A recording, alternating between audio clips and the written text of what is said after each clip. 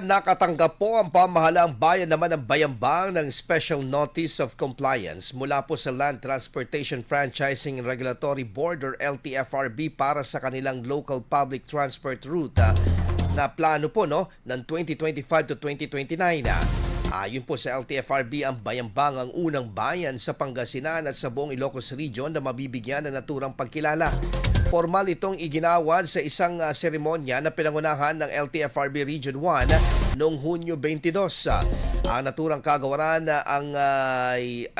ay isang lokal na plano na nagsisilbing gabay sa pagdidisenyo ng mga ruta, lalo na sa mga modernisasyon ng pampublikong transportasyon.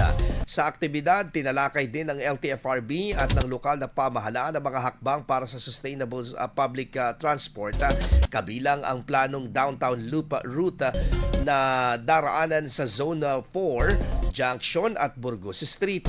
Ayon sa lokal na pamahalaan, bahagi umano ito ng plano para maisaayos ang accessibility at organisasyon ng pampublikong transportasyon sa Bayambang sa mga susunod na taon. IFM News. IFM News.